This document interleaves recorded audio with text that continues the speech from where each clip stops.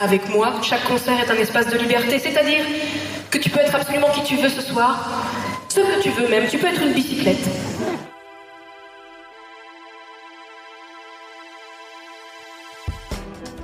Bonjour, je suis Amandine Kahara. J'aide les créatifs et les passionnés à se faire connaître sur le web et les réseaux sociaux. Je suis persuadée que tu peux être qui tu veux. Ce n'est pas évident de prendre ce chemin-là dans notre société. C'est pourquoi j'ai décidé de t'emmener à la rencontre de ceux qui vivent, ou presque, de leur passion.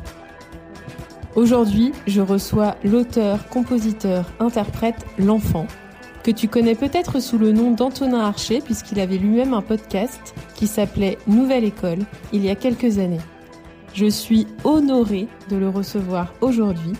On a parlé du devoir de faire ce qu'on veut faire quand on le peut, de se confronter aux difficultés de la création avec intensité et au regard de l'autre, tout en restant le plus authentique possible. J'ai passé un excellent moment avec lui et je t'invite vivement à découvrir son dernier EP, Dans ma tête. Bonne écoute. Bonjour Antonin. Bonjour. Je t'appelle C'est l'Enfant ou Antonin ? Je m'appelais Antonin ou L'Enfant, comme tu veux, ouais. Du coup, tu as déjà eu plusieurs vies. Tu as été podcasteur avec Nouvelle École, tu as créé des entreprises. Tu es aujourd'hui auteur, compositeur, interprète. Yes. Du coup, est-ce que tu penses qu'on peut être qui on veut dans la vie ? Non, pas vraiment, non. Je pense pas. Non, en vrai, c'est vrai, je l'ai dit. Désolé, je sais pas si si j'aurais dû dire l'inverse, c'est ça ? Non, pas du tout. En fait, je pense pas vraiment, non. Je pense que t'es surtout déterminé par... C'est parti pour un cours de... Non, mais en vrai, je pense qu'on est archi déterminé quand même par nos conditions sociales, socioculturelles, notre environnement socioculturel et familial, je pense quand même. Après, tu as toujours une marge de manœuvre, sans doute. Et donc, dans un sens, tu peux être qui tu veux. C'est-à-dire que c'est un peu genre le manuel d'Épictète, quoi. Tu peux être un esclave triste ou un esclave heureux, tu vois. Ça dépend de toi, à la limite. Mais en vrai, tu peux pas être qui tu veux. Genre, moi, je peux pas être Michael Jordan, tu vois. Parce que je fais pas sa taille et je suis nul en basket et il y a aucune chance que je devienne Michael Jordan, tu vois ce que je veux dire. Mais je pense qu'il y a une marge de manœuvre, ouais, quand même. Dans ton expérience, enfin voilà, donc t'as grandi à. Le but c'est pas de retracer toute ta vie, mais c'est juste rapidement comment t'en es arrivé à aujourd'hui et du coup donc, enfin tu vois par exemple en termes de conditionnement, donc t'étais en Savoie, rien ne te prédestinait à venir à Paris et t'as senti quand même l'impulsion qu'il fallait venir là. J'aimerais bien que ce soit vrai. Ça serait une super histoire, mais c'est pas complètement vrai parce que en fait moi j'habitais avec ma mère au milieu de nulle part, c'est vrai. Et on était coupés du monde parce que ma mère se parlait plus à sa mère à elle. Donc on était un peu, voilà, j'ai vraiment grandi là-bas et j'ai vraiment grandi qu'avec des gens on va dire de classe moyenne, plutôt du bas, ou des gens qui étaient vraiment des pour le coup un peu prolétaires, quoi. C'est-à-dire la plupart des gens ils bossaient à l'usine ou ils étaient au chômage, donc c'était vraiment l'environnement. Mais en fait, ce serait trop une belle histoire de dire mais je m'en suis sorti, mais c'est pas vrai. C'est qu'en fait moi je venais d'un milieu hyper bourgeois, même si j'en étais coupé et que je le savais pas à l'époque, en fait. Maintenant, si je prends un peu de recul et que je regarde ma vie avec un peu de recul, je vois bien que la différence fondamentale qu'il y avait entre peut-être moi et d'autres potes à moi qui ont plus galéré ou sont moins sortis, peut-être, j'en sais rien, bah c'est qu'en fait moi j'avais un héritage culturel et des codes ils pouvaient pas avoir et qu'ils avaient aucune chance d'avoir, et même si je savais pas que je les avais, en fait je les avais, tu vois. Ne serait-ce que le fait que tes parents aussi mal que ça puisse se passer avec tes parents, le fait qu'il y ait des bouquins à la maison, ou qu'ils te mettent des bouquins dans les mains, ou et puis moi, ma famille, le reste de ma famille habitait à Paris. Donc mes parents, je les voyais, mon père, je le voyais pas, ma mère, elle était brouillée avec ses parents, donc je n'entendais pas trop parler, mais moi, parfois, j'y allais quand même. Pour Noël, pour des choses comme ça. J'y allais pas souvent, mais j'y allais. Et donc, en fait, le fait d'y aller et de voir des gens qui, en fait, eux, pour le coup, avaient de l'argent, étaient à Paris depuis toujours, pour qui c'était normal.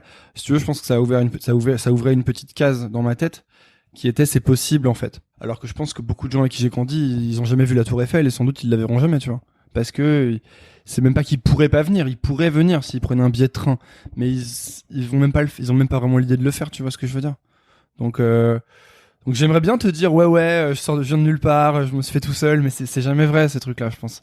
Donc, pour ceux qui veulent en savoir un peu plus sur ton parcours scolaire et entrepreneurial et tout ça, je les invite à écouter un épisode bonus que tu avais fait pour Nouvelle École. Nouvelle École, ouais, donc c'est le podcast que je faisais avant, oui. Ouais. Il y a 4 ans, un truc comme ça, ouais. Ouais. Que t'as fait pendant 2 ans, hebdomadairement, avec genre 86 invités ou quelque chose comme ça. Ouais, j'ai fait ça pendant 1 an et demi ou 2 ans, et il y avait un épisode par semaine, ouais. Donc j'invite les gens à écouter parce que voilà, il y a un peu tout ton historique, on va dire ton curriculum vitae, et justement je l'ai écouté du coup avant de venir, et moi ce qui m'a frappé, c'est un peu pour rebondir sur ta question d'avant, c'est que et moi-même dans ma vie, enfin c'est drôle en fait, ce truc de CV qu'on te demande souvent dans les entreprises, c'est un peu genre il faut que tu montres comment t'es arrivé là, et que tout ce que t'as fait avant évidemment fait exprès pour arriver là, alors que souvent c'est des trucs où tu rebondis et tout. Et moi, ce qui m'a marqué dans ce que j'ai écouté en me disant, c'est que souvent, en fait, c'est des expériences qui t'ont amené, par exemple, ton expérience à Palo Alto. T'avais fait un stage en Californie, à San Francisco. Je sais plus si c'était une entreprise de compta ou. Non. J'ai fait un stage à San Francisco. C'était une entreprise d'infrastructure cloud, donc rien à voir, mais c'était une de l'infrastructure cloud, donc autant dire un truc assez technique auquel je comprenais rien. Mais enfin, alors je sais plus si c'est ce stage-là, je confonds peut-être, ou un autre. Non, j'ai fait un autre stage à Levallois en compta, ouais. Mais en tout cas, enfin, ce que tu disais, c'est que il y avait enfin, je pense que c'était plutôt aux États-Unis qui t'avaient fait vraiment confiance, et t'étais assez libre en fait dans tes actions et tout ça, et qu'en fait ce truc-là, cette confiance-là qu'on t'avait donnée, en fait c'est un truc du coup qui t'a permis après de prendre confiance pour faire d'autres choses. Et du coup j'ai l'impression que dans ton parcours, et enfin c'est vrai, je pense dans la vie en général, c'est beaucoup ça en fait, c'est que souvent en fait tu sais, c'est pas le chemin, il est pas linéaire, c'est parce que t'as une expérience que ça t'amène à un autre point où t'as cette expérience-là, tu pensais que ça allait t'amener à une carrière par exemple, et en fait c'est pas ça que t'en tires, c'est plutôt des qualités personnelles ou une leçon personnelle ou voilà, débrouille-toi avec ça, je t'invite à rebondir. Du coup, il y a pas de questions ? Non, il y a souvent pas de questions dans mes interviews. C'est vrai ? Ouais. Mais du coup, je dois répondre à quoi du coup ? Ma question, c'est bien, tu me fais travailler. Ma question, c'est plus, est-ce que t'es d'accord avec ce que je viens de dire? Et peut-être, toi, quelles sont les expériences aussi les plus marquantes qui ont fait que, justement, aujourd'hui, tu fais ton projet l'enfant? Après, je pense que si, justement, la vie, elle est linéaire pour la plupart des gens, parce que, pour tout un tas de raisons, ils vont pas pouvoir sortir de leur chemin, ou vouloir. Peu importe, moi je te parlais des gens avec qui j'ai grandi, qui en fait se destinaient pour beaucoup soit à être au RSA, soit à être au chômage, soit enfin je veux dire, c'était quand même une ambiance vraiment pas cool, quoi. Et puis sinon pour les gens à l'autre bout du spectre, c'est pareil en fait, simplement c'est quand même plus cool parce qu'ils ont plein de thunes. Mais c'est les gens avec qui j'étais quand j'étais à HEC, ben c'est des gens qui aussi peuvent pas vraiment sortir de leur chemin, genre quand t'es le fils du PDG ou du directeur financier de Nestlé. Enfin, c'est difficile de lui dire ouais, en fait, j'ai envie de faire acteur de théâtre, tu vois. Généralement, il va te dire non, ferme ta gueule, tu vas prendre un taf chez telle banque et tu vas gagner plein de thunes et tu vas juste pas faire chier, quoi. Parce que ils attendent de toi que tu perpétues le truc. Donc en fait, à la fois c'est compliqué, tu vas pas les plaindre parce qu'ils vont gagner 200 000 balles par an dès leur premier taf. Mais en même temps, je pense que la plupart sont assez malheureux, et quand j'en recroise, souvent ils ont pas l'air d'être ils ont l'air envieux de ma vie, même si je pense qu'ils voient pas la vraie réalité. Et en fait, je pense que juste, à mon avis, au fond d'eux, il y a des trucs qu'ils aimeraient faire, mais qu'ils pourront pas faire. Et moi, j'ai toujours trouvé ça hyper dommage, en soi, que les gens qui, a priori, pourraient faire tout ce qu'ils veulent, le fassent pas. Alors que j'ai connu tellement de gens qui peuvent justement pas faire grand chose, en fait, parce qu'ils ont ni les moyens financiers, ni les moyens culturels, ni même les moyens pratiques, quoi. Je veux dire, quand t'habites nulle part, il y a rien à faire et c'est tout, tu vois, genre tu vas pas créer une salle de spectacle pour faire, tu vois, il y a rien, c'est comme ça, tu vois. Et puis après, tu me disais quoi, les moments qui m'ont le plus marqué dans ma vie, qui ont plus marqué mon parcours? Pour arriver à l'enfant, en fait. En fait, j'étais déjà à l'enfant quand j'avais 5 ans, en fait. C'est juste, j'avais sûrement besoin de faire tout un tas d'autres trucs pour y revenir. Mais en fait, moi, ma première passion, ça a toujours été la musique. Et les premiers trucs que je faisais, je pense, dont je me souviens, c'est apprendre des chansons par cœur et chanter des chansons. J'ai toujours été vraiment, vraiment emballé par ça. Et j'étais fan, j'étais vraiment un fan, moi, quoi. C'est-à-dire, j'étais vraiment du genre à être fan de, quand j'aimais bien un truc, j'étais fan, j'avais des posters, je connaissais toutes les chansons par cœur. De tout style, d'ailleurs. Et, et en fait, moi, je faisais de la musique quand j'étais ado. Quand j'avais 15-16 ans, je faisais de la musique avec mes potes de mon village ou alentour. Et voilà, moi, je faisais ça. Moi, je pensais que ma vie, ça allait être ça. Moi, je pensais pas du tout que j'allais faire des études. Je pensais que ma vie, ça allait être acheter un van et mettre une batterie et des guitares et des amplis dedans et faire des tournées, quoi. Alors, heureusement, c'est pas ce qui s'est passé. Heureusement, parce que je pense que ça aurait été catastrophique sur le long terme. Mais du coup, en fait, quand ça s'est arrêté, parce que mes potes, il y en a un qui a sombré dans l'alcoolisme et l'autre qui, je pense, ça lui foutait la flemme.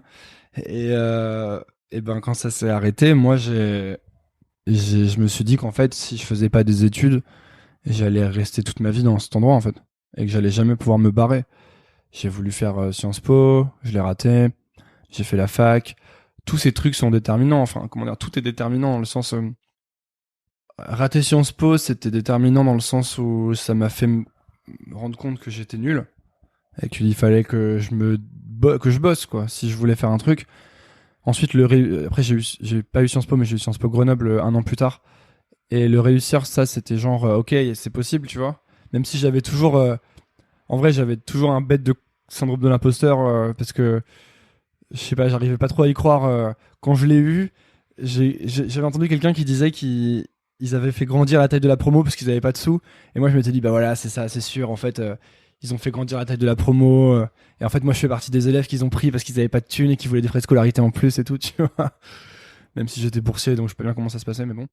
Et après voilà, chaque étape est hyper importante. Le stage en Californie, il est hyper important parce que je me retrouve avec des gars qui...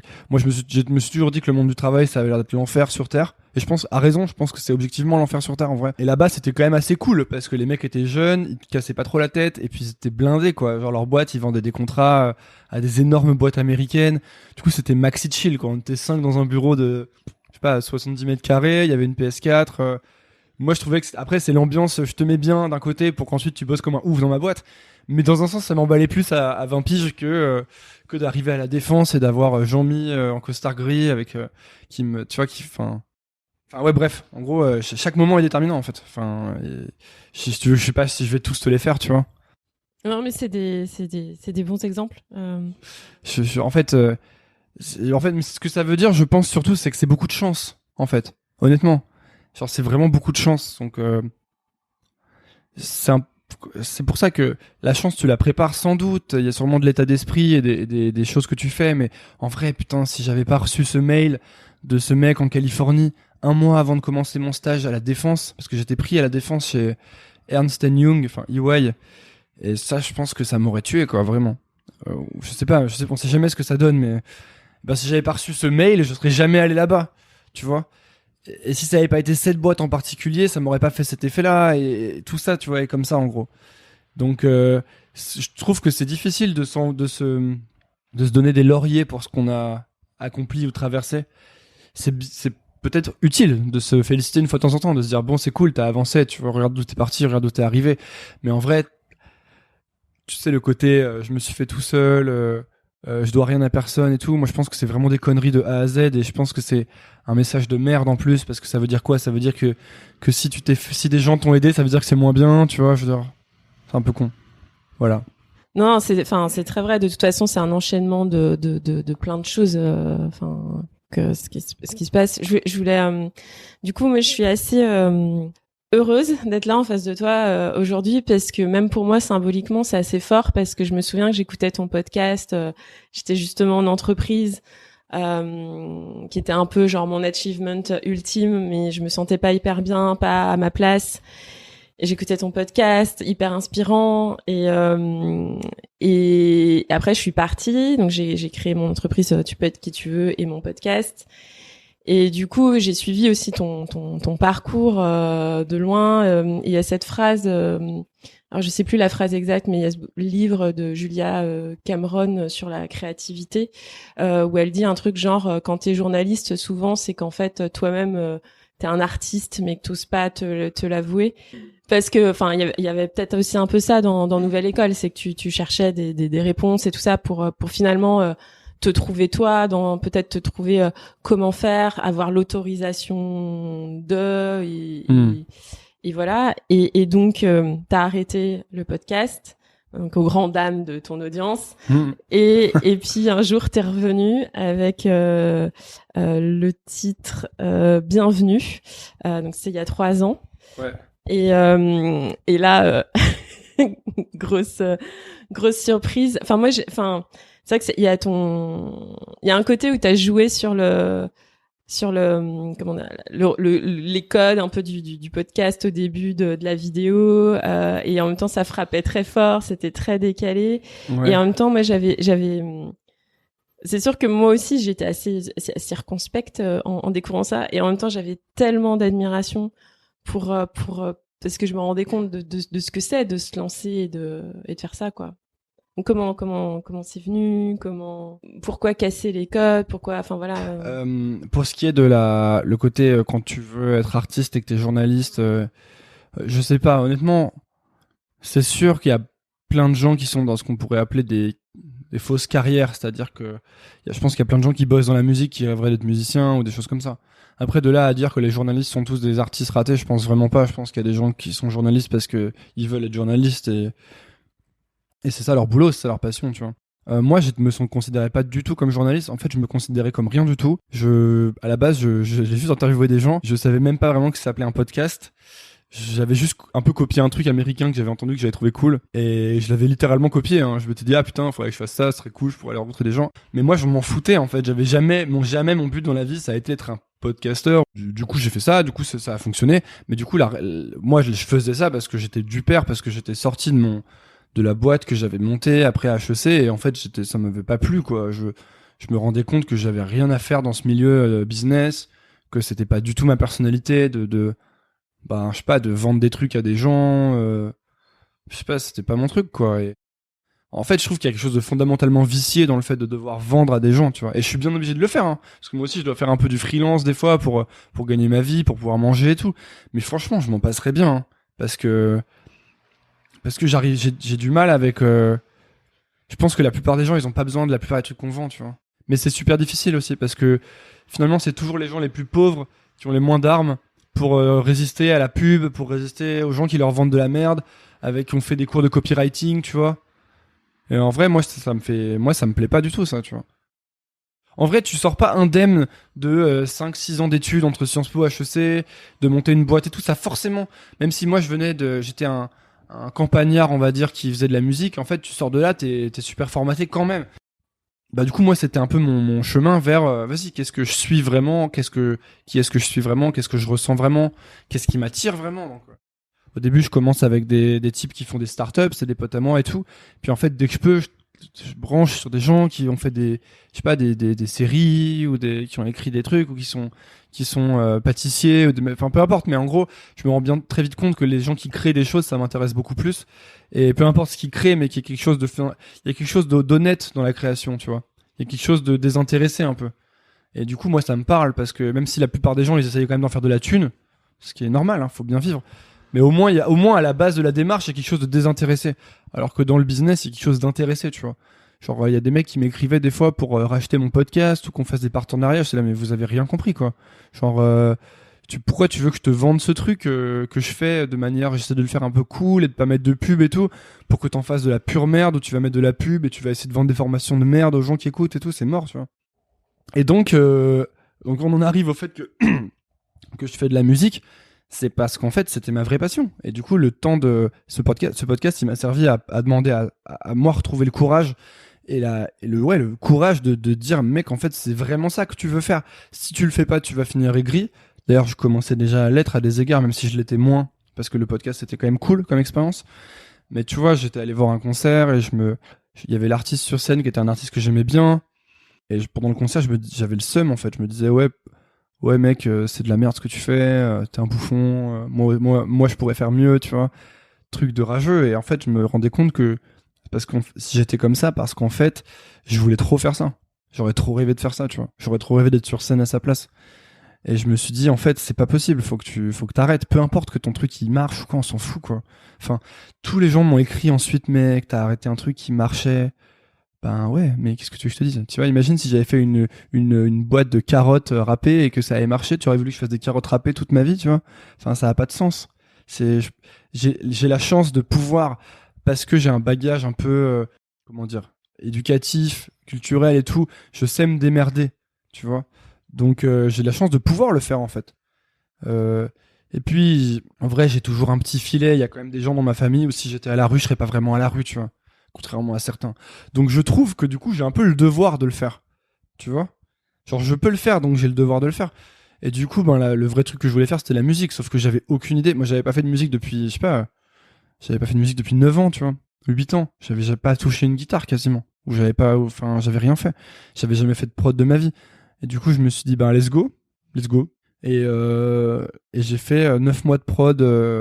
Pour moi, c'était du chinois, hein, vraiment. Je comprenais rien. Et c'était vraiment nul à chier ce que je faisais pendant tellement de temps. Et d'ailleurs, là, tu parlais de mon premier morceau. Enfin, moi, je peux pas écouter ça, quoi. Genre, je regarde la vidéo, déjà, j'ai des sueurs parce que je trouve ça trop, trop gênant. Mais c'est normal. Je pense que ça, c'est normal. Je pense que ça, c'est bien, tu vois. C'est bien, je suis content d'avoir honte de ce que je faisais avant, ça veut dire que ça évolue. Pas honte de l'avoir fait, ça je suis hyper content de l'avoir fait, tu vois. Je suis même assez fier de l'avoir fait. Mais l'objet en tant que tel, je suis là, quand je le regarde, je peux pas regarder ça, tu vois. Et après, pour finir, longue réponse, mais bon, du coup, vu que tu me poses pas de questions précises, je suis obligé de faire des trucs un peu fleuve. En fait, pour moi, c'est pas casser les codes, c'est juste que tu peux pas vraiment être libre si tu montres toujours une version de toi-même. Et que tu le veuilles ou non, t'as beau, même dans le podcast que je faisais, j'avais beau essayer d'être le plus honnête possible. Au bout d'un moment, il y a un truc qui fonctionne, tu te mets dans un rôle, tu rentres dans un moule, et t'es cette personne, donc t'es le mec bienveillant, qui pose des questions. Ouais, mais t'es pas complètement ça, tu vois. T'as plein de trucs que tu dis pas. Même si t'essayes de dire plein de choses sur toi, il y a énormément de choses que tu dis pas, il y a énormément de choses que tu peux penser, que tu dis pas. Tu peux être il y a tout le monde est dégueulasse à plein d'égards en lui-même, et je peux pas croire une seule personne qui me dirait que non, elle l'est pas, tu vois. Tout le monde a plein de trucs super négatifs, quoi, que ce soit de la jalousie, enfin, je sais pas, de l'aigreur, de la colère, tu vois, de la rancœur, tout le monde a ces choses-là. Tout le monde a plein de trucs inavouables. Et en fait, la démarche, je pense, c'est d'être honnête. Mais du coup, c'est quelque chose qui évolue en permanence, être honnête. Donc moi, en fait, quand je fais de la musique et que je commence direct par dire allez tous vous faire enculer, enfin je sais plus ce que je dis dans la première chanson, mais en gros c'est un peu ça. Le but c'est de brûler les bateaux, quoi. C'est qu'en fait je veux plus jamais entendre parler de ce podcast et je veux plus du tout être ce truc-là, et je veux juste tout brûler et pour voir ensuite bah où est-ce que j'en suis, qu'est-ce que je veux raconter. Et c'est plus facile de le faire de manière hardcore. Et enfin, même si hardcore, pour moi à l'époque c'était hardcore, maintenant quand je regarde, je dis bon, t'es vraiment un gentil garçon, tu vois. T'es vraiment pas quelqu'un de méchant, tu vois ce que je veux dire. Et puis que les gens soient circonspects, je m'en fous, quoi. Je m'en fous. Les gens ils me disent, ouais, t'aurais dû continuer ton truc, ben vas-y, écoute mon podcast ou fais un podcast.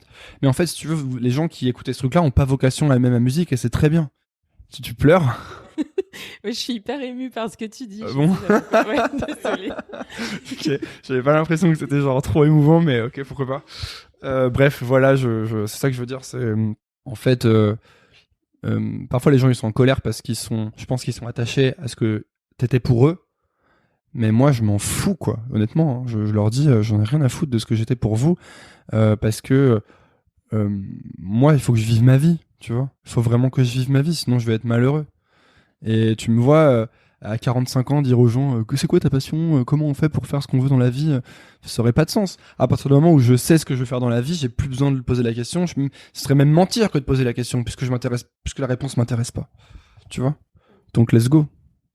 Oui, non, je disais que j'étais émue parce que je sais à quel point, enfin tu vois, mais je suis passionnée de photos, ne serait-ce que pour lancer ce podcast là.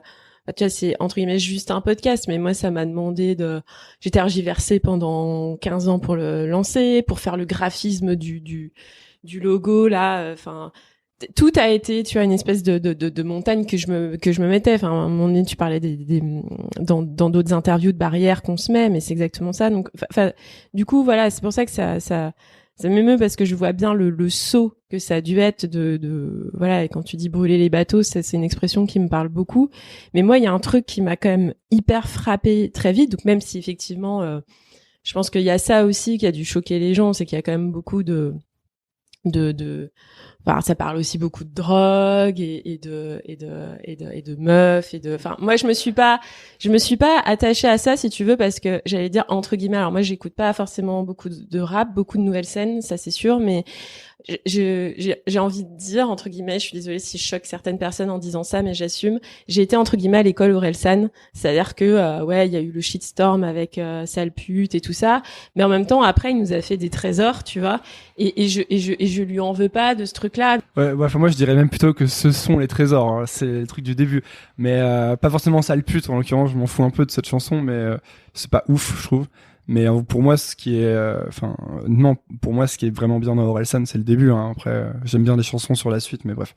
Au débat parallèle, revenons au truc. C'est intéressant. J'aime bien. Non, mais je sais que pour toi, le premier album a été fondateur parce que t'écoutais ça dans ta campagne et que ça t'a beaucoup parlé. Donc. Ouais. Enfin, par exemple, ouais. Mais pour plein de gens, hein, qui, c'est, il y a des trucs un peu générationnels comme ça. Je pense que Perdu d'avance, c'était un truc un peu générationnel. Ça dépend, c'est juste ça tombe à l'âge. Moi c'est tombé quand j'avais 16 ans ou 17 ans, je sais plus. Du coup ben ouais, forcément. Genre, c'était hyper mais après il y a plein d'autres trucs qui m'ont influencé, mais c'est vrai que ce truc était oui, important à un moment. OK. Donc on pourra éventuellement parler des sujets qui choquent, mais moi surtout ce qui m'a interpellée dans ton retour, c'est quand même c'est qu'effectivement, d'un coup, tu t'es mis à fond, t'as sorti beaucoup de chansons et avec tout de suite des produits hyper aboutis. Enfin, je veux dire, t'arrives avec des propositions vidéo assez quali, des prods quand même assez quali. Comment d'un coup, tu vois, alors je sais que t'as cette volonté de t'essayes un truc, tu te lances à fond. Mais enfin c'est une énergie de dingo en fait, d'un coup de sortir un son tous les, alors je sais pas si tu t'étais fixé une fréquence ouais, un peu, c'était un peu un son par mois je crois au début. Ouais, et puis bah comment t'arrives, enfin t'avais déjà des gens qui faisaient de la vidéo dans ton entourage, enfin comment tu t'es entouré et tout pour arriver à faire ça, enfin quelle énergie t'as déployé pour Ben j'étais dessus tout le temps quoi, en fait à partir du moment où tu considères que c'est ta priorité, ça devient ton travail et le reste devient secondaire, donc c'est pour ça que je galère de ouf avec la thune, enfin je galère de ouf, ça dépend en vrai, des fois ça va, mais parfois je galère de ouf. Depuis quelques années, c'est parce qu'en fait c'est passé au second plan à mort, parce que je préférerais toujours passer une journée à faire de la musique que gagner je sais pas 500 balles de plus ou j'en sais rien, tu vois. Et du coup je dis ça parce qu'en vrai je pourrais les gagner, parce que même après avoir fait le podcast j'avais plein d'opportunités de faire des trucs qui étaient bien payés, donc c'est pour ça que je dis ça, mais c'est juste qu'en fait tu peux pas vraiment faire beaucoup de choses intensément, tu vois. Donc il faut vraiment aller à l'essentiel. C'est-à-dire la plupart des gens, tout le monde va te dire qu'il faut que t'aies ci ou ça. Il faut que t'aies un site. Bon, plus personne dit ça, mais faut que tu fasses des TikTok, faut que tu fasses des Reels, il faut que tu fasses des chansons, il faut que tu fasses des featuring, il faut que tu fasses tes prods ou pas, il faut que tu fasses des clips ou pas, il faut que tu fasses tu vois. Il faut que tu fasses le truc le plus important, quoi. Moi, le truc le plus important, c'était d'avoir des chansons. De faire des bonnes chansons. Ce qui est déjà pas de la tarte en soi, hein, de faire des bonnes chansons. Donc ça demande tu vas pas faire des bonnes chansons en faisant des posts Insta, quoi. Donc en fait, il faut que tu fasses des chansons tout le temps. Je sais pas combien j'ai fait de sons avant de sortir mon premier son, que je trouve objectivement pas ouf du tout. Mais j'ai fait énormément de sons, quoi. Genre, je sais pas, j'ai fait des centaines quand je dis des centaines de chansons, elles étaient pas du tout toutes finies, hein. Mais j'en ai fini un bon paquet quand même, hein, avant d'en sortir une. Et je pense que je sors en fait maintenant le pourcentage a vachement augmenté parce que c'est beaucoup moins pourri ce que je sors de base, tu vois. Ce que je fais, par exemple là, si je vais faire une musique là, il y a des chances qu'elle soit sortable en vrai, tu vois. Mais il y a 2-3 ans, même il y a 1 an et demi ou je sais pas quoi, en vrai 95% de ce que je faisais, ça partait à la poubelle. Enfin, ça partait pas à la poubelle, ça partait dans un dossier, j'ai tout gardé, mais ça sortait pas, tu vois. Après, c'est un équilibre entre le fait de pas sortir n'importe quoi et le fait de sortir des choses quand même. Donc c'est pour ça que moi je m'étais forcé à me dire tous les mois il y a un truc qui sort, parce que sinon tu sors rien en fait, parce que c'est jamais, je veux dire, regarde, tu fais ton son, ensuite tu vas écouter je sais pas quel rappeur que tu kiffes ou quel truc trop bien, tu te dis non mais c'est bon, c'est de la merde ce que je fais, j'arrête, tu vois, parce que si tu compares aux mecs qui sont trop forts ou qui font ça depuis 10 ans ou qui sont grave entourés et tout, c'est pas possible de faire un truc bien, tu vois. Non, c'est plus t'es obligé d'assumer que c'est pas parfait ton truc, quoi. T'es obligé de te dire bah je peux pas, c'est pas parfait, quoi. Et surtout, en fait, moi, j'avais déjà t'es obligé de te taper un peu la honte, en vrai. Objectivement. T'es obligé de te dire, il y a plein de gens qui vont trouver que je fais trop pitié. Je pense que c'est même essentiel, en fait, à la création artistique. Si tu passes pas par cette étape, ou si t'acceptes pas cette étape, c'est compliqué, la création artistique. Parce que ça implique vraiment de se taper la honte, quoi. Mais d'ailleurs, tout le monde se tape la honte, hein, même Kanye West, ou quoi. Enfin, même, je sais pas, les gens, ils se tapent la honte quand des fois, ils font des projets, ça flop, tu vois. Et tout le monde dit que c'est nul à chier et ils font pitié et puis ça leur fout la rage et ils recommencent. Mais c'est obligatoire.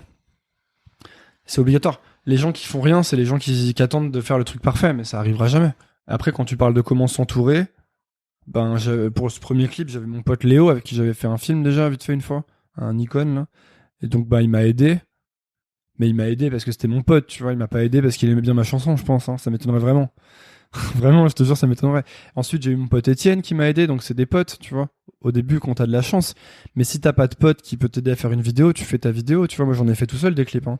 J'ai fait un clip à l'iPhone une fois. Et il a plus de vues que la plupart de mes clips, d'ailleurs. C'est lequel ? C'est une chanson qui s'appelle Casse les couilles.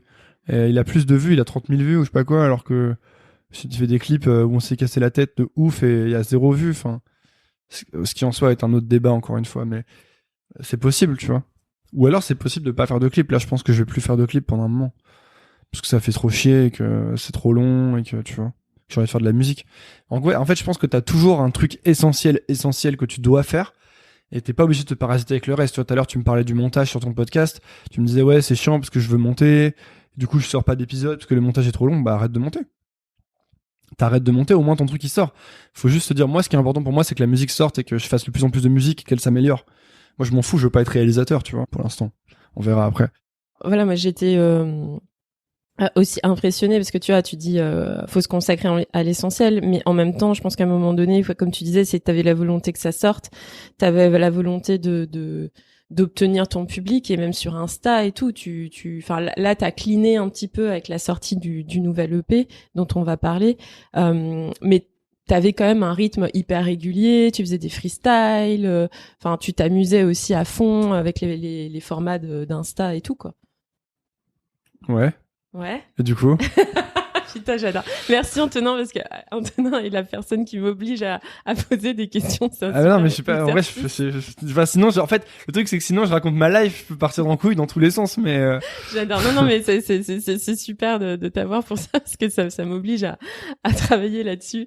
La question, c'est, tu me dis, faut se consacrer à l'essentiel, mais au final, toi, au début, là, de ton projet, t'as eu quand même conscience qu'il fallait communiquer.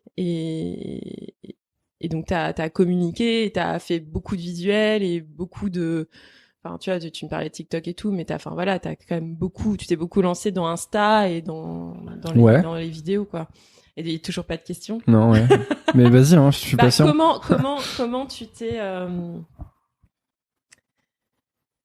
Comment tu t'es approprié pour faire ces contenus-là, en fait? Comment tu t'es dit, bon allez, ok. Faut que j'y aille, j'y vais. Est-ce que tu t'es posé, tu t'es dit je vais faire tel format, machin, ou il y avait aussi un côté un petit peu d'impro, de s'amuser, un mélange des deux. Enfin, tu vois, comment t'as fait naître et vivre en fait cette chaîne YouTube et cet Instagram et tout ça, quoi. En fait, ouais, il y a un côté stratégique forcément. Puis en fait, au début, j'en faisais pas du tout. Moi, des trucs comme ça, je faisais des clips, mais ça marchait pas du tout. Donc tu te dis tu sais pas pourquoi ça marche pas, en fait. Le problème quand ça marche pas, c'est que tu sais pas pourquoi. Enfin, quand ça marche, tu sais pas non plus pourquoi, d'ailleurs, mais quand ça marche, t'as tendance à te dire ouais, c'est parce que c'est trop bien, tu vois. Donc au moins tu peux te dire ça, même si c'est pas forcément vrai, je pense. À un moment, je me suis dit vas-y, peut-être qu'il faudrait que j'essaye d'aller chercher les gens, tu vois. Et en fait, c'est là que je me suis mis à faire des freestyles sur Insta et tout, et puis c'était fun parce que je te racontais le maximum de conneries par freestyle et c'était vraiment marrant, quoi. C'était encore quand j'étais encore inconscient à l'époque, mais bref, franchement c'était drôle. Et puis en fait j'ai fait un premier truc, c'est le concours du règlement, un freestyle il y a longtemps, 2 ans peut-être, 3 ans je sais pas. Et je me rappelle que c'était la première fois un peu que je faisais une vidéo sur Insta et qu'il y avait grave de monde qui voyait mon truc. Et je me disais, ah putain, mais c'est trop lourd en fait. En fait, c'est un peu grisant quoi. Parce que tu peux faire des trucs facilement. Genre, franchement, faire un freestyle, ça me prenait 1 heure, tu vois. Et l'enregistrer, ça me prenait 1 heure. Et du coup, après, faut le filmer, mais bon. Et en fait, tu fais un truc hyper facilement et il y a grave de gens qui le voient et potentiellement grave de gens qui te saucent en disant trop bien et tout. Alors que quand tu fais un son, ben ça prend grave plus de temps. Déjà, faut faire le son en entier, moi je fais les prods souvent, donc ben c'est long. J'ai toujours tu vois, c'est beaucoup plus difficile quoi. Et puis il y a beaucoup moins de gens qui vont l'écouter parce que si tu veux, quand t'as un concours de freestyle et que t'arrives, les gens ils sont déjà là pour checker les freestyles, donc ils sont là en fait. C'est pas dur de les avoir. Quand tu sors ta musique, franchement, faut aller les chercher les gens. Et du coup, ça c'était cool. Mais en fait, le problème c'est que, comme dans tout, une fois que tu fais trop un truc, encore une fois, tu t'enfermes un peu dans ton rôle quoi. En fait, dès que tu trouves un truc qui fonctionne un peu, et c'est ça qui est compliqué. Je pense que c'est un peu le nerf de la guerre dans la création artistique, c'est de toujours essayer un peu de s'affranchir de ce que t'as créé. T'as besoin de créer quelque chose d'un peu défini pour exprimer et pour te protéger aussi. Donc il y a quelque chose de rassurant là-dedans, tu vois.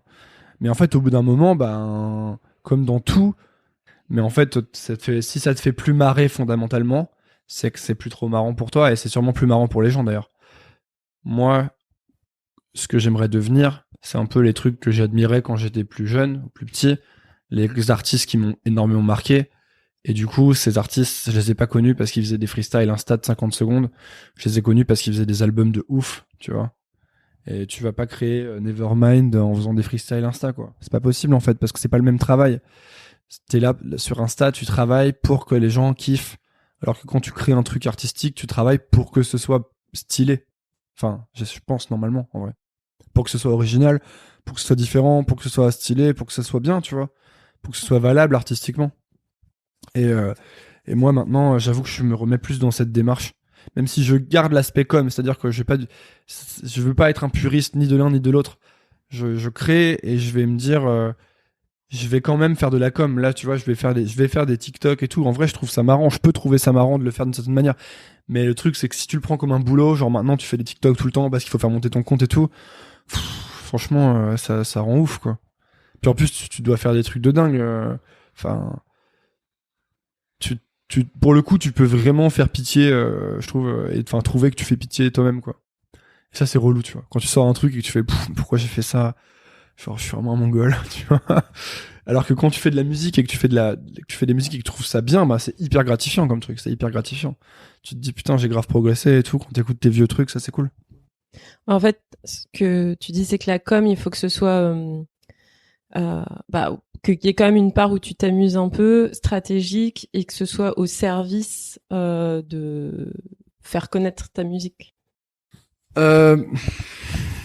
Oui, en fait, moi, ce que je dis surtout, c'est que faut faire attention à ce que la com prenne pas le pas sur la création, en fait. Ce qui peut être facile, parce que déjà, c'est hyper grisant de gagner des abonnés. Personne n'est insensible, je pense, au fait de gagner des abonnés, tu vois. Tu gagnes des abonnés, tu veux plus d'abonnés, c'est juste parce que c'est une addiction, en fait. Et du coup, faire attention à ce que ça prenne pas le pas sur le fait de créer des trucs que tu trouves stylés. Parce qu'en vrai, c'est plus facile de faire des trucs qui vont plaire aux gens que de faire des trucs que tu vas toi trouver stylés. Parce que si tu suffit que tu fasses un truc que les gens kiffent, et tu peux exploiter le concept pendant longtemps, tu vois. Le problème, c'est qu'en fait, la première fois, c'était vraiment honnête, et ça te faisait vraiment marrer. La deuxième fois, peut-être aussi, mais il y a au bout d'un moment où non, t'es en train de faire un produit, quoi. T'es en train de faire une boîte, en gros. T'es en train de donner un produit t'es plus un artiste, t'es un créateur de contenu. Tu crées du contenu parce que les gens, ils veulent consommer du contenu, tu vois. C'est un peu tout le lexique actuel. Mais en fait, t'as aucun impact, tu vois. Genre, en gros, les gens, ils vont voir ton truc, ils bouffent leur dîner, ils vont regarder ton freestyle en 2 secondes, ils vont mettre un commentaire genre, ah, lourd, mais ça en a rien à foutre, tu vois. Ils vont pas ensuite acheter ton vinyle ou venir à ton concert ou ils vont pas dire dans 20 ans, ah ouais, putain, les freestyles de ce mec, ça a tellement changé ma life, je pense pas, tu vois. Alors que parfois, si tu fais un album vraiment où tu t'es donné et tout, je pense que t'as plus de chances de faire ça. Et moi, je vise plus 100 personnes qui me disent ça a changé ma vie que 1 million de personnes qui mettent un like et qui disent ah ouais, c'était cool. Tu vois. Ça, c'est aussi une question qu'il faut se poser, je pense. Est-ce que tu veux vraiment être... Est-ce que ce qui compte pour toi, c'est d'être important, ou est-ce qu'il compte pour toi, c'est d'être, je sais pas, célèbre, ou tu vois. Mais c'est une question que tu te poses en permanence, parce que la vie fait que tu doutes, tu vois. Tu vois des gens qui cartonnent sur Insta, et tu te dis putain, mais en fait moi aussi je devrais faire ça, genre pourquoi je me fais chier, je devrais faire des vannes et faire des vannes sur TikTok, et peut-être même que ce serait plus facile ensuite parce que j'aurais des opportunités, parce que je serais connu, tu vois. Mais fondamentalement, je crois que ce que je veux, c'est plus essayer de faire quelque chose d'important entre guillemets, hein. On n'est jamais très important, hein, tu vois, mais important pour moi déjà en tout cas. Ouais. Du coup, pour parler de ta musique, alors il y a une première question subsidiaire. Enfin, moi, il y a des titres, j'allais dire un peu dès le début, comme Chez moi, ou La même chose, qui m'ont beaucoup touchée. Tu vois, il y a le titre aussi Confinement c'était ton premier EP, c'est ça? Ouais. Et ouais, c'est les titres un peu nouvelle école, quoi. Pourquoi? Bah non, mais ce que je veux dire, c'est que c'est les titres sensibles, on va dire. Oui, mais moi ça me parle de ouf. Enfin, tu Ouais, vois, ouais. il y en a que j'ai écouté en boucle, vraiment quoi. Enfin, c'est ceux-là, pas les autres, j'avoue. Mais du coup, non, ton nouvel EP qui s'appelle Dans ma tête, enfin c'est clairement dans cette Ouais. lignée-là. Mhm. Et la question subsidiaire, tu parlais avant, t'as dit j'étais inconscient, et t'as parlé de ton personnage. Ouais. Est-ce que tu penses que du coup c'était entre guillemets inconscient de faire un personnage? Est-ce que Inconscient de faire dans quel non, sens? en fait, c'est plus parce que je sais pas pourquoi t'as parlé d'inconscience, si c'est par je rapport dis à certains inconscient dans le sens j'étais candide, c'est-à-dire je me disais c'est pas grave, c'est marrant, on rigole bien, tu vois. Je pensais pas que je pensais en fait si tu veux, t'as tellement personne qui t'écoute, si tu veux. Tellement personne que t'as aucune idée de tu vois, t'es là genre ou t'as l'impression que personne t'écoute. ouais, mais carrément. Mais non, mais franchement, quand tu vois les stats, tu sais que personne t'écoute. Je suis désolé. Quand il y a marqué genre 100 streams, bon, voilà, quoi. En fait, mais du coup, tant mieux. C'est cool, moi, je trouve, parce que c'est super libérateur. Et moi, je trouvais que c'était marrant de raconter de la merde et tout. Et enfin, c'était pas que de la merde, d'ailleurs, hein. Je disais des trucs il y avait plein de trucs que je disais que je pensais, ou que j'ai pu penser. C'est ça le truc. En fait, les gens, ils prennent tes chansons comme un manifeste de tes valeurs et de tes idées, alors que c'est complètement con. C'est un peu comme si tu prenais une scène de film. Genre, tu prends un film, il y a une scène où il y a une baston et tu dis c'est un film violent, tu vois. Alors que non, tu vois, il y a peut-être plein de trucs dans ce film qui sont. Et pareil pour les chansons, en fait. Genre, je pense que tout le monde est multifacette et c'est important de le montrer, je trouve. Et de pas faire genre, regardez comme je suis lumineux et bienveillant, ce qui est faux, tu vois. Ce qui est faux et ce qui, du coup, pour moi, ajoute à l'hypocrisie du monde. Et moi, je me suis toujours connecté à des gens j'ai toujours ressenti une connexion avec des artistes qui montraient leur laideur aussi et qui montraient leur mauvais côté sans faire forcément les victimes sur leur mauvais côté, genre oh là là, qu'est-ce que je suis une mauvaise personne, mais qui vont aussi dire ouais, mais parfois c'est cool d'être une mauvaise personne, tu vois. Parfois c'est cool de penser à sa gueule, ou parfois c'est cool d'avoir des défauts, tu vois. Les défauts forgent aussi ce que t'es en quelque sorte. Mais j'espère que je vais continuer à essayer d'être le plus à 360 degrés possible, tu vois. Et donc, qu'est-ce qu'on disait? Non, on parlait de ton personnage. Parce ah oui, fait, voilà. Ouais, vas-y, dis-moi. Non, mais parce qu'en fait, j'ai l'impression que cette volonté de montrer cette facette-là de toi, en plus, c'est vrai que aujourd'hui, dans le monde dans lequel on vit, enfin, genre, on peut plus rien dire sans t'attirer les foudres de tout ça. Donc, est-ce que justement, ça a eu des représailles Ouais. En vrai, ouais, il y a des, ouais, ça en a, mais ça en a, genre, s'il y a eu des gens qui sont venus à mon concert en novembre dernier, qui ont essayé qui me traitaient de raciste et qui voulaient m'empêcher de faire mon concert en quelque sorte. Voilà, j'ai pris des bad buzz Twitter, des trucs comme ça. Après, c'est le jeu. Si t'es artiste, tu peux pas te censurer, tu vois. Je pense. Sinon, c'est compliqué si tu commences à te censurer, tu vois. En plus, moi, je suis en phase avec qui je suis. Genre, je sais ce que j'ai fait comme projet, comme chanson. J'ai 1000 chansons qui parlent de plein d'autres sujets. Donc, je veux dire, moi, je comprends que les gens m'aiment pas, et c'est pas certaines personnes m'aiment pas. C'est facile de sortir 2 phrases de mes chansons et de dire regardez, c'est le pire des mecs, etc. C'est facile. On a déjà fait ça avec plein d'artistes. D'ailleurs, c'est un procédé qu'on utilise avec plein d'autres artistes du rap. Donc, je trouve ça toujours dommage, enfin marrant que les gens de ce milieu le fassent aussi avec moi, par exemple. Parce qu'en fait, c'est un truc qui reproche aux médias, ou etc. quand on le fait avec des artistes du rap, quoi. Quand on prend 2 phrases de Freeze Corleone et qu'on le met à la télé en disant que c'est Hitler, ben les gens s'indignent, et à juste titre. Moi, je trouve aussi que c'est pas normal et qu'on devrait lui foutre la paix. Mais du coup, je comprends pas que ce soit à géométrie variable pour moi, tu vois. D'autant que je pense que quand tu vois mes chansons, mes clips, il y a tellement d'autodérision dedans et de trucs comme ça que je trouve que c'est un peu malhonnête, quoi, de me considérer comme comme le fils d'Hitler par exemple, tu vois. Après, quand je dis j'étais inconscient, après, disons que ce qui est un peu dommage, c'est que je pense aujourd'hui, si je voulais dire des conneries inconsciemment, mais je pourrais pas m'empêcher d'avoir peut-être de penser aux conséquences. Alors que c'est dommage, parce que je trouve qu'artistiquement, ce qui est intéressant, c'est quand tu arrives à enlever les filtres entre toi et ce que tu exprimes, tu vois. Si tu pouvais exprimer 100% ce que tu penses, ce que tu ressens, même si tu l'as ressenti qu'une seule seconde, même si t'as ressenti une seule seconde, putain, c'est vraiment tous ces enculés, ces mecs-là, et ben en fait, ce serait intéressant de l'exprimer, tu vois, je trouve, idéalement. Du coup, le problème de ces ambiances, c'est que ben non, tu vas forcément mettre des filtres, tu vois, parce que tu te protèges, parce qu'en fait, ça attaque tout le monde de se faire attaquer. D'autant que moi, je suis vraiment tout seul. J'ai pas d'équipe, tu vois, j'ai pas de label, j'ai pas de management, je suis tout seul, quoi. Donc en fait, des fois tu te dis bon ben, est-ce que ça vaut le coup, tu vois. C'est des trucs que tu peux te dire. Je pense que ça vaut le coup artistiquement, tu vois. Mais bon, des fois t'es là, franchement, ma vie devient compliquée, vraiment, parce que dès qu'on parle de toi sur Twitter, t'as un mec qui répond au tweet et qui dit que t'es un raciste ou que t'es un enculé ou je sais pas quoi, tu vois. Et c'est relou, quoi, en vrai. C'est relou, mais c'est la life. J'accepte, franchement. J'ai pas envie de me plaindre ou quoi, tu vois. Sinon, pour ce qui est du personnage, en fait, j'ai pas vraiment créé un personnage en me disant je vais créer un personnage. C'est plus qu'au bout d'un moment, tu te retrouves et tu te dis ah putain, mais en fait, je suis dans un personnage, tu vois. Enfin, à la fois, je l'ai un peu créé. En fait, forcément, on est dans la création artistique, mais qui est aussi du divertissement. La musique, c'est aussi du divertissement. Alors moi, je pense que ça devrait pas être avant tout du divertissement, mais c'en est. Et en fait, la musique comme elle est actuellement, c'est un truc qui nous vient fondamentalement des États-Unis, et donc il y a vraiment toute cette culture du show et de l'entertainment, tu vois.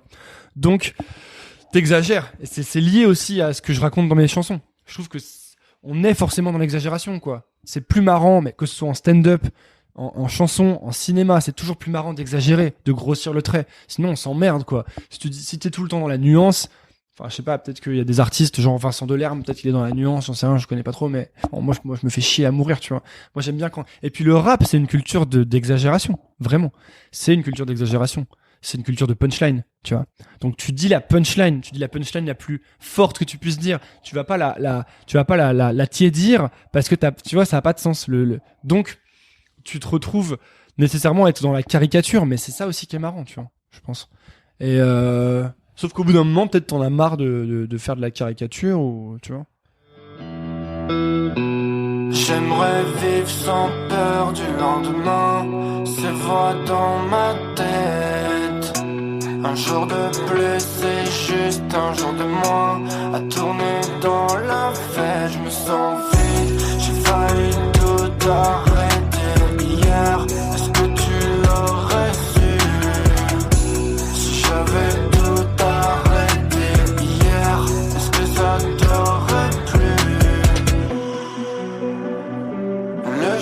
se lève pour répondre à mes questions.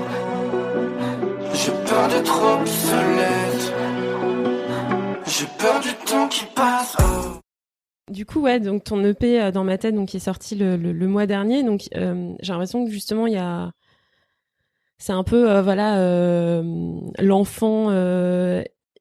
Et puis, en fait, c'est comme si, enfin, moi, j'ai vraiment l'impression que c'est la synthèse, en fait, de ces 3 ans, genre un peu en mode épuré, voilà voilà vraiment comme je suis. Enfin, comme on disait, après, de toute façon, ce que t'as sorti avant était aussi des facettes de toi, mais là, il y a une espèce de truc concentré de genre, je mets plus de façade, justement, plus de mode entertainment, et même la pochette, en fait, c'est des photos d'identité. Même là, les clips sont beaucoup plus, nature, sobres. Ouais. Donc, est-ce que, il y a une volonté d'un coup de te dire, bon, bah, ok, j'assume ce côté sensible que tu disais? En fait, je pense que honnêtement, je pense que j'avais un peu fait le tour de mon truc freestyle, etc. Et après, il y a eu le truc du concert, notamment, où les gens sont venus pour me huer, en gros. Et c'est pas que je me sois dit, c'est pas que ça m'ait fait me dire, je vais changer de style, mais c'est que ça m'a fait me dire qu'est-ce que je veux vraiment faire, en fait, tu vois. Parce qu'en fait, ce que je me suis dit à ce moment-là, je t'avoue, je me suis dit, en fait, je suis tricard de ouf. dans le rap. Genre, je ferai jamais rien. Genre, c'est foutu, quoi. Je suis boycott pour toujours, tu vois. Quand j'ai vu ce qui s'était passé, quand j'ai vu que des gens étaient venus avec des tracts et tout, je me suis dit, putain, mais en fait, ils sont hyper loin. Genre ils sont trop motivés, quoi. Ils me détestent vraiment, tu vois. Pour moi, c'était vraiment une surprise, en vrai, quand même. Puis après, j'ai vu les bad buzz sur Twitter, ce que les gens disaient et tout. Je me suis dit, waouh, en fait, c'est ouf. Les gens me détestent vraiment. Des gens qui étaient dans l'industrie du rap, tu vois, des gens qui connaissent tout le monde et tout. Donc je me suis dit, c'est mort de chez mort. Je vais jamais faire quoi que ce soit dans la musique. Je suis vraiment tricard pour toujours, tu vois. Et du coup, je me suis dit, bon, bah, qu'est-ce que je fais, quoi? Est-ce que j'arrête la musique? Après, je me suis dit, bah, en vrai, qu'est-ce que j'ai vraiment envie de faire? Parce que, ce que j'avais vraiment envie de faire, c'est faire, je te disais, sortir un peu de cette logique de contenu, faire un projet dont je serais vraiment très fier. Et puis faire un truc où je me dis jamais, à aucun moment du processus de création, je me dis, ah, mais en fait, il faut que je fasse ça, tu vois. Et je me suis dit, ben, qu'est-ce que ce serait si vraiment je faisais un truc sans réfléchir, tu vois. Parce que je pense que c'est vrai que ça protège un peu de se faire un personnage un peu troll, un peu ironique, un peu vénère et tout, ou un peu irrévérencieux, disons. Mais qu'il y a plein de trucs moi, je suis un gros fragile à plein d'égards. Et vraiment, quoi, je suis un peu un vieil émo, quoi, si tu veux, genre, dans un sens. Et genre, il y avait plein de morceaux que je faisais, que je sortais pas, tu vois. Parce que je me disais, non, vas-y, c'est trop chiant, faut que je sois marrant, faut que je sois énergique, faut que ça donne envie aux gens de se taper des barres et de chanter mes punchlines, tu vois. Et puis il y avait tout un truc du coup que j'exprimais pas, tu vois, c'est ce que je disais au début, c'est qu'en fait tu te mets toujours dans un truc qui est faux, tu finis toujours par te mettre dans un truc qui est faux, même s'il est pas faux au début, il le devient, tu vois. Donc je me suis dit, bah déjà j'aimerais bien que ce soit un peu plus rock et tout, parce que ça me parle, c'est vachement mes influences, et en fait même c'est de la musique que je réécoute. Et je voulais faire la musique et j'ai juste pris la guitare et franchement j'ai torché ça en un mois, quoi, vraiment. Après j'ai mis 6 mois à le sortir parce que j'ai trop galéré à le mixer, à le finir, j'étais pas sûr des morceaux que je voulais mettre dedans. Mais en vrai les morceaux je les ai tous fait one shot, tous. Y a pas un morceau que j'ai bossé plusieurs fois quasiment. Enfin, je les ai bossés plusieurs fois pour les finir, mais je les ai écrits, fait la prod, on va dire à 80%, tous en one shot quasiment, quoi. Genre, les deux premières, le jour se lève et Idée Noire, je les ai faites un jour, j'ai fait le jour se lève, le lendemain j'ai fait Idée Noire, je me sens très bien. Rappelle-moi, je l'avais déjà faite avant l'EP en fait, mais c'était un peu la première pierre de ce truc-là. La flemme, je l'avais faite, c'est peut-être une des premières que j'ai faites aussi, mais genre je l'ai fait genre piano-voix, one shot évidemment. Enfin, la version finale, c'est quasiment la version de démo. J'ai dû changer 2-3 trucs et on l'a vite fait mixer, mais c'est la version démo, la version finale. Et puis dans ma tête, je l'ai faite vraiment, je pense 4 jours après avoir fait Idée Noire, et je l'ai faite juste à la guitare. Et la version acoustique, j'ai mis assez longtemps à faire la prod par contre là, parce que j'avais la version acoustique. Mais j'ai gardé la même piste de voix que sur la version acoustique parce que j'arrivais pas à la refaire, la voix. J'arrivais pas à la faire. Quand je l'ai fait, je ressentais ce que je voulais dire. Et du coup, c'est toujours le même problème, c'est que tu fais ta démo trop pourrie avec tes conditions de merde, où tu fais 10 prises parce que tu ressens ce que tu dis. Et après, t'arrives jamais à la refaire parce que t'arrives jamais à avoir la même intention dans ta voix. Et moi, c'est trop chiant parce que du coup, je me retrouve toujours avec des prises pourries sur mes morceaux parce que j'arrive juste pas à les. Je les refais, je les refais 20 fois chez moi. Mais je suis là, ouais, mais du coup, mais en fait, je suis habitué à ce morceau avec cette voix, avec cette intention. Et j'ai l'impression que c'est plus la même chanson. Il me faudrait un producteur en qui j'ai confiance qui puisse me dire non, si, c'est mieux, tu vois. Mais j'ai pas ça. Du coup, voilà. Et du coup, voilà la démarche en fait. La démarche, c'est que j'ai essayé de pas avoir de démarche. En fait, c'est ça, je crois. Après, il a un côté, l'EP, maintenant qu'il est sorti et tout, il a un côté vraiment mec en dépression. Mais en vrai, j'étais un peu dans ce mode-là, en vrai, parce que j'étais chez moi, c'était l'hiver. Le truc du concert, je le prenais un peu comme un step, genre ah ouais, ça va être trop cool, ça va être mon premier concert un peu fat et tout. Et ça s'est trop mal passé. Et je me disais, franchement, parce que la musique en vrai c'est pas non plus marrant tous les jours, genre moi je suis tout le temps chez moi à faire du son. Et en fait, en plus moi j'ai littéralement commencé ma carrière le début du Covid. Donc j'ai passé 2 ans chez moi à faire du son, j'ai jamais fait de concert vraiment. Toutes mes interactions elles sont sur les réseaux sociaux. Donc là je le voyais un peu comme un truc festif et ça a été l'inverse, tu vois. C'était genre ça m'a un peu trauma en vrai dans un sens, tu vois. Mais en tout cas je suis hyper content, moi je suis hyper content, je trouve que je préfère la musique que je fais là et surtout je la fais beaucoup plus naturellement et je pense que c'est plus honnête même si il y a comme tu disais il y avait une part d'honnêteté dans tout ce que je faisais, mais là je pense que j'essaie vraiment d'être honnête à 100%, voilà quoi. C'est un travail qui s'arrête jamais en fait, enfin voilà, en gros. Faut que je m'active, je fais que tourner en rond. J'écris tous les jours les mêmes chansons. Sur les trains qui partent et sur la déprime. Sur le temps qui passe avec la même rime. Je suis en exil au fond de ma tête. C'est déjà la fin de l'après-midi. Journée gaspillée, soirée monotone. Je t'emmène respirer l'odeur de l'automne. Viens avec moi. Tout le monde joue le gentil, que du cinéma, mais je préfère pas te mentir. J'ai les idées noires, j'ai fait le tour de ma vie. Je connais par cœur, j'ai fait le tour de la ville et de ses acteurs. Du coup, moi, j'avoue, j'ai raté la phase de vente parce que tu l'as. Ah ouais, les CD. Ouais. Ouais. Comment t'as fait ta phase de vente en fait? Tu l'as fait sur Insta? T'avais Ouais. fait un mini crowdfunding, non? Non. En fait, j'avais. Le problème, c'est que j'ai toujours plein d'idées et j'arrive à en faire 10%. En fait, je me suis tellement pris la tête sur le mix et tout parce que j'arrivais pas à trouver. Genre, une semaine avant, j'étais en train de chanter, je sais pas quel truc à la con là, et que j'aimais bien, hein, soit dit en passant. Mais là, j'arrivais avec un truc qui avait rien à voir un peu dans la musique. Enfin, c'est ce qui est sorti, mais c'est vrai que c'était différent. Du coup, je savais pas trop qui fallait pour le mixer et je savais pas trop exactement ce que je voulais, donc c'était assez laborieux. Et j'ai dû changer pas mal de fois de gens avec qui je bossais parce que je pense moi j'étais pas assez clair, tu vois, sur ce que je voulais. Et du coup, puis je voulais faire des clips aussi. Et donc, à la base, j'avais tout un concept de com, un peu genre c'est trop cool avec un côté genre années 2000 et tout, avec plein de trucs, qui s'est terminé par je fais des CD, quoi. En gros. Parce que j'avais juste pas trop le temps ou l'énergie de faire autre chose. Déjà, j'étais content d'avoir fait les CD. Et les CD, je me disais, honnêtement, je me suis dit, franchement, j'en sais rien, quoi. Aussi bien j'en vends 100, aussi bien j'en vends 2, tu vois. Encore une fois, j'ai pas pu vraiment faire de concert, j'ai pas fait de merch, donc je sais pas vraiment en fait ce qui se passe, tu vois. Parce que les gens qui commentent sur Insta ou les gens qui te suivent sur Insta, on a vu à maintes reprises que ça veut pas forcément dire que c'est des gens qui vont acheter ce que tu fais ou aller te voir en concert. Du coup, je me suis dit je vais en faire 100 parce que à la fois 50 c'est vraiment miskin et 100 ça fait un peu genre édition limitée, tu vois. Et je me suis dit, je vais en refaire 100 et je vais pas en refaire d'autres si je les vends tous. À la fois parce que ça fait un peu stylé, genre c'est rare, et en même temps parce que genre j'ai trop la flemme d'en refaire et de devoir les vendre. Et c'était genre, vrai, c'était beaucoup de travail de tout dédicacer, tout emballer, tout envoyer et de faire le CD aussi.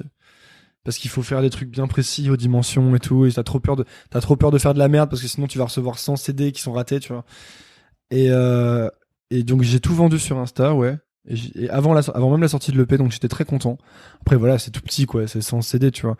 Mais pour moi c'est cool, c'est un début et puis ça m'a fait trop plaisir en fait. Ça m'a fait trop plaisir. Genre vraiment c'était, je pense, un des meilleurs moments depuis que j'ai commencé la musique, c'est parce que d'écrire les noms des gens sur les CD en disant merci machin, et ben c'était trop cool parce que là tu sens un échange avec les gens, tu vois.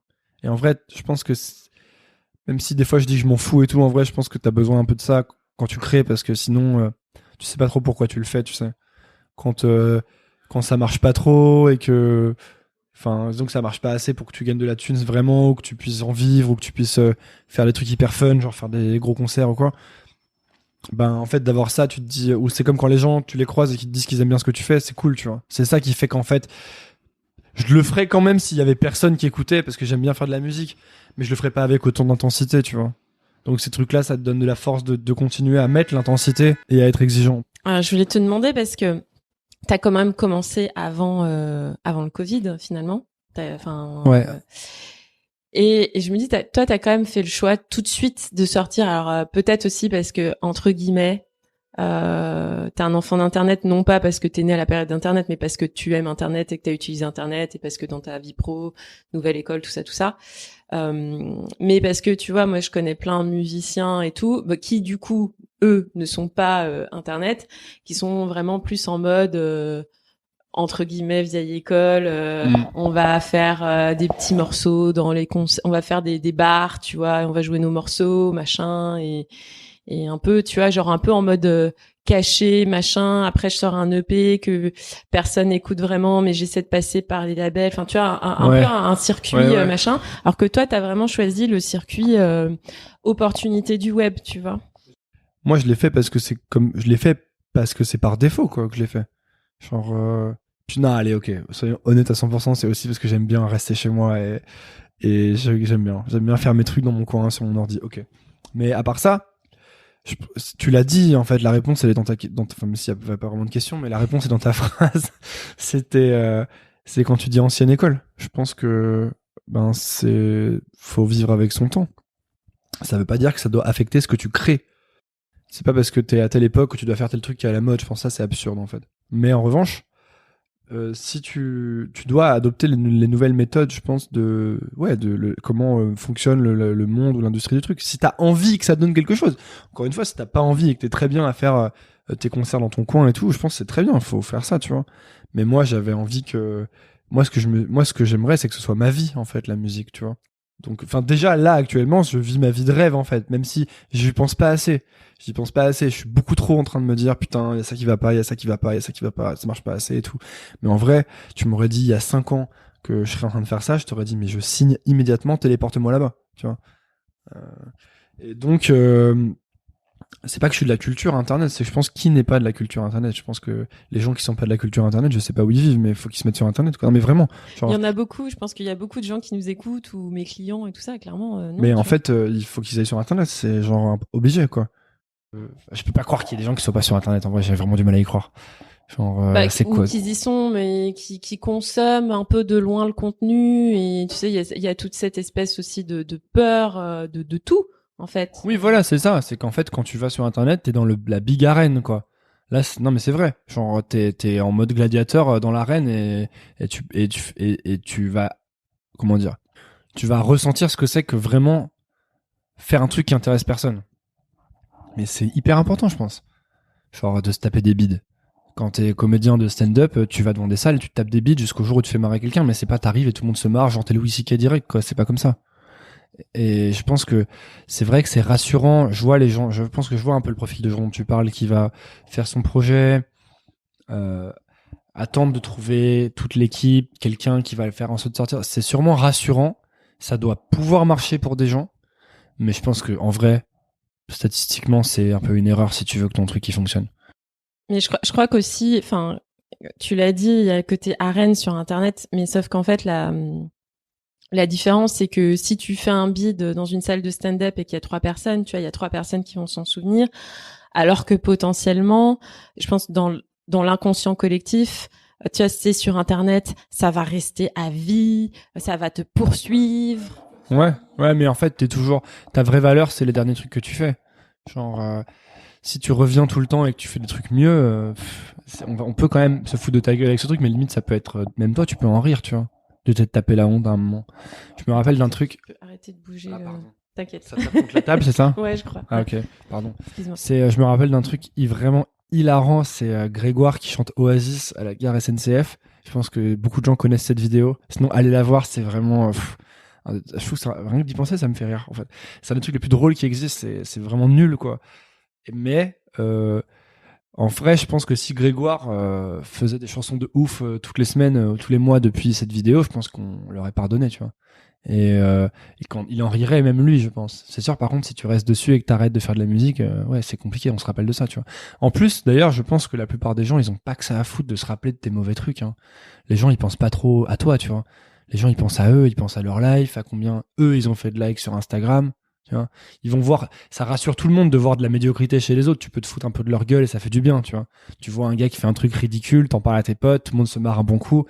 Mais en vrai, je pense qu'on exagère nous-mêmes l'impact qu'on a, tu vois.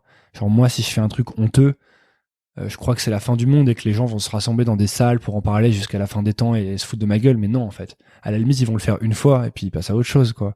Tu vois. Donc, moi, je pense que c'est important, encore une fois, d'aller affronter la honte au max. C'est important d'aller affronter le vrai truc, quoi.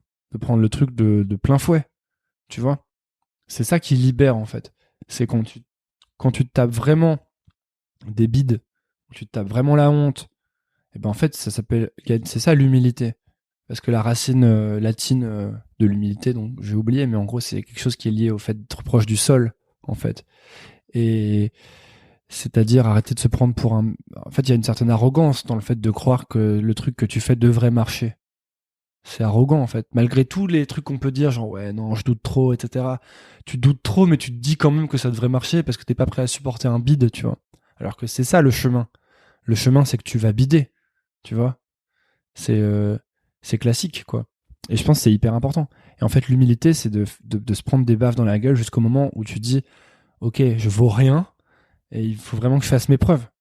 Et moi, je pense que je suis passé par là aussi. Et j'y passe d'ailleurs sans doute encore, mais enfin là, je commence à avoir bien compris, tu vois. Mais c'est bien, c'est hyper bien. Je pense qu'il faut le prendre de manière super positive, parce qu'en fait, la vie, elle te doit rien, en fait.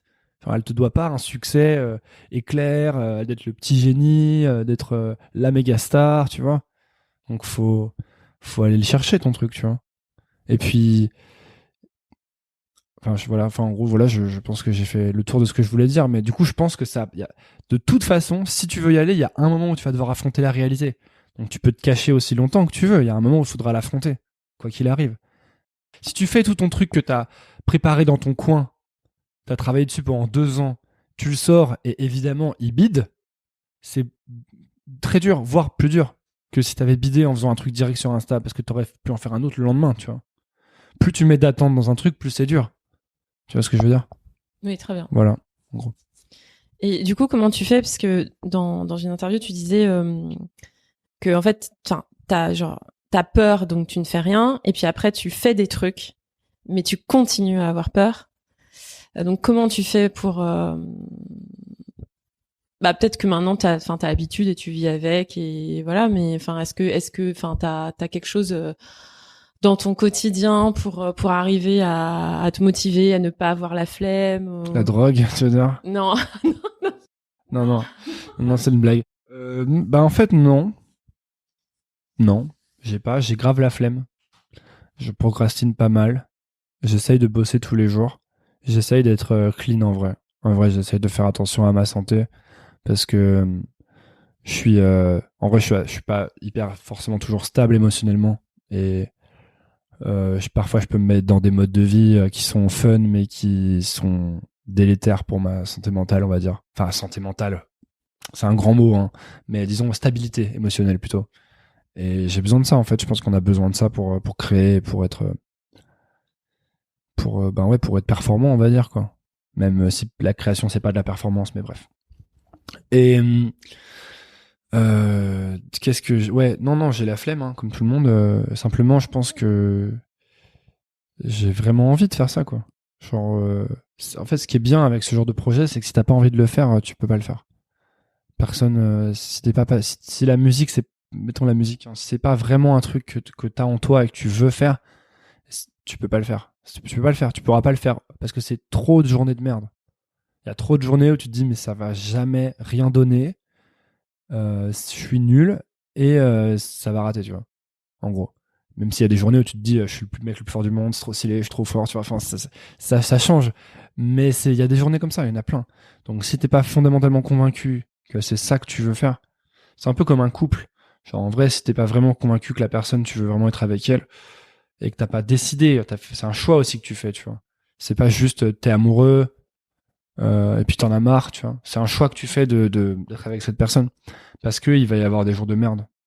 Et en fait, si t'as pas cette intime conviction que tu veux être avec cette personne, en fait, ça va pas marcher. Parce qu'à un moment, tu vas en avoir marre, parce que tu vas avoir la flemme, tu vas avoir envie de voir d'autres personnes, de faire comme ça, ou enfin, autre débat d'ailleurs, mais bref. En gros, voilà. Et pour ce qui est de la peur, oui, c'est vrai que moi j'avais très peur de faire des choses. Mais je pense que c'est le chemin normal. C'est quand t'as pas. Moi j'avais cette chance que j'avais fait des choses déjà plus jeune. J'avais déjà peur à l'époque, hein. Mais moins. Quand t'es ado, t'as moins peur. T'as pas la pression de quand t'es adulte et que tu te dis putain, les gens sont tellement sérieux que si tu fais de la merde, on va te dire que tu fais trop de la merde, tu vois. Tu vois ce que je veux dire? Oui, très bien. Quand t'es ado, c'est pas pareil. Quand t'es ado, tout le monde s'en bat un peu plus les couilles, tu vois. Puis t'as pas d'exigence de niveau vraiment. Tu peux faire de la musique pourrie, on va se foutre de ta gueule, mais bon, tu vas pas mourir. Et donc j'avais la chance d'avoir fait ça plus jeune.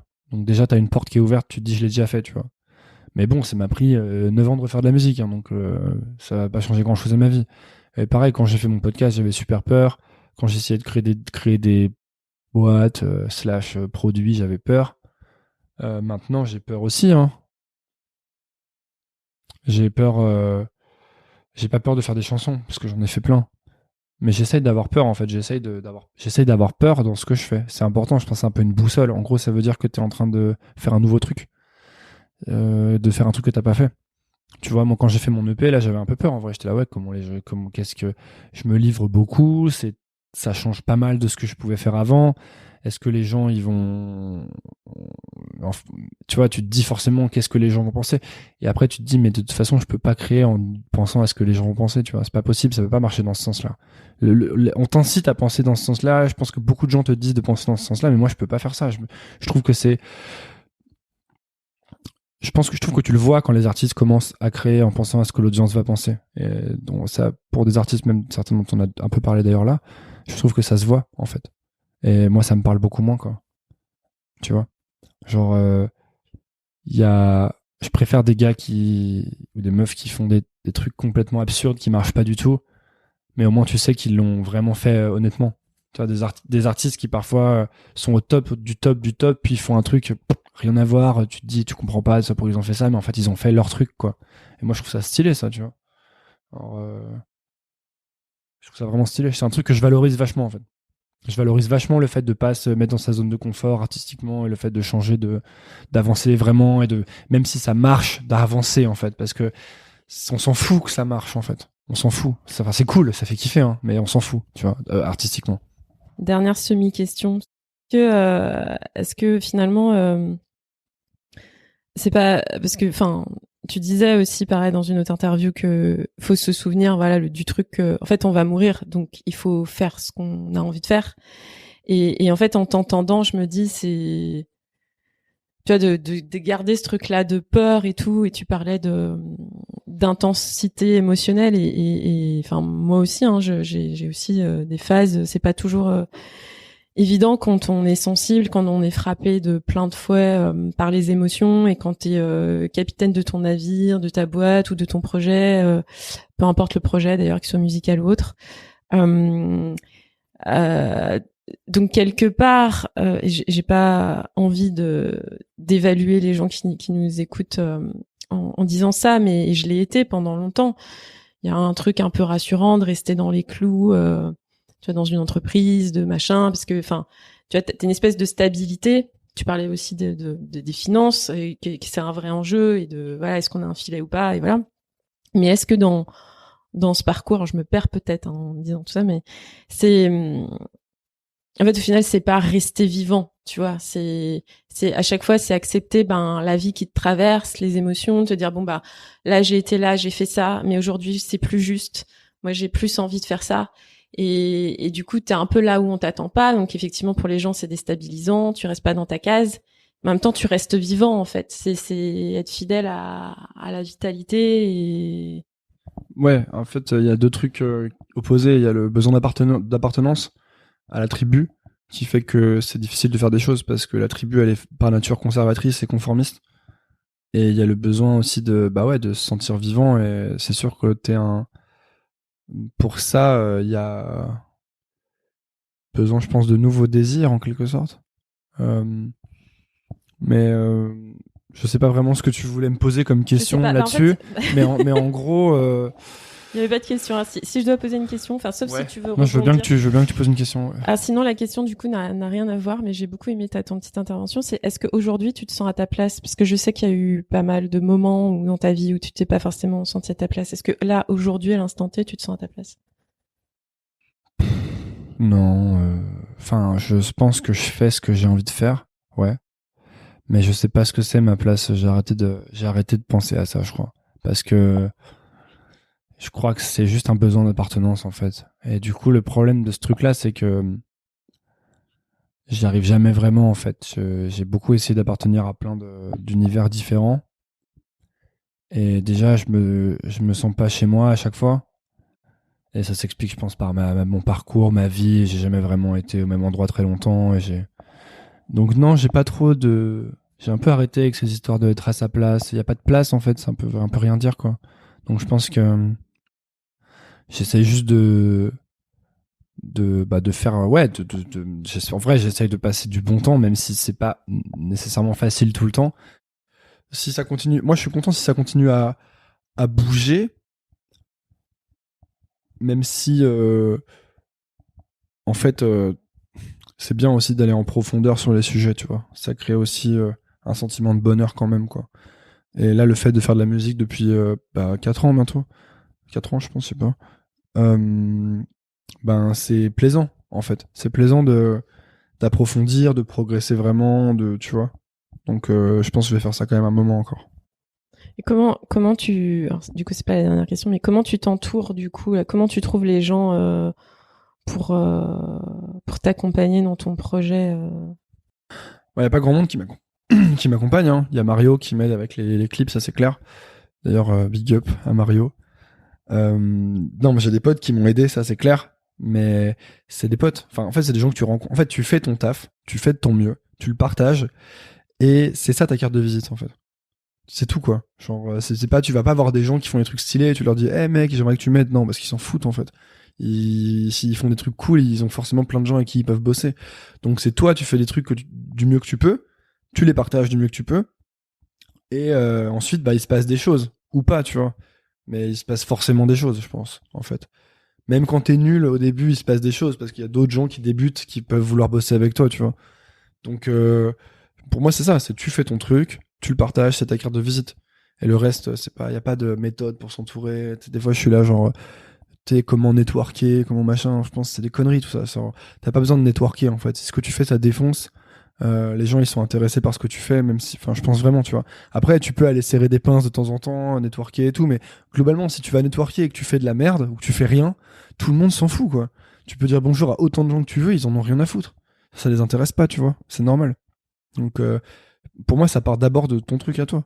C'est est-ce que tu fais un truc, tu te donnes à fond, et à partir du moment où tu te donnes à fond, là, tu peux y aller, tu peux aller rencontrer autant de gens que tu veux. Peut-être qu'ils seront pas intéressés pour l'instant, et peut-être qu'ils seront intéressés dans 5 ans, ou dans 10 ans, ou peut-être même jamais. Mais la première étape, pour moi, c'est quand même de faire ton truc, quoi, et que ce soit le mieux possible. Et de pas attendre, en fait. Moi, je suis coupable de ça aussi parfois. Parfois, t'es là, putain, quel bâtard, ils mettent pas, ou ils s'en foutent. Mais en fait, c'est, encore une fois, ça, c'est un peu, il y a un côté arrogant là-dedans, tu vois.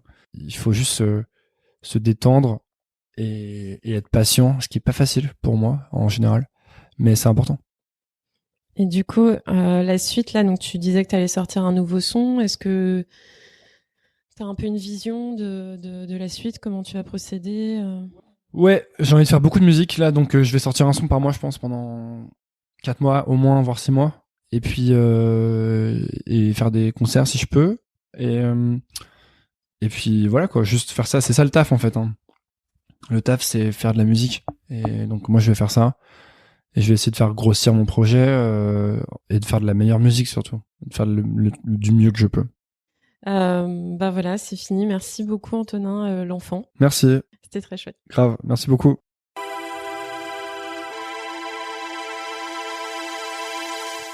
Voilà, j'espère que l'épisode t'a plu. Et je t'invite vivement à réfléchir à une question que l'enfant nous a suggérée. Pourquoi est-ce que tu as envie de faire ce que tu veux faire ? Est-ce que c'est pour l'amour de l'activité ou pour la célébrité ? Connaître les raisons qui te poussent à te mettre en mouvement, à avoir cet élan envers quelque chose est fondamental parce que vraiment ça t'aidera à définir la meilleure stratégie pour arriver là où tu as vraiment envie d'aller. Je te donne rendez-vous dans 15 jours avec un nouvel invité. D'ici là, je t'invite à me soutenir en mettant un avis sur Apple Podcast et n'hésite pas à me contacter sur les réseaux sociaux. Ça me ferait très plaisir de te lire. Je vais aussi reprendre la newsletter. Donc n'hésite pas à t'abonner sur tupeuettquitusveux.com. À bientôt!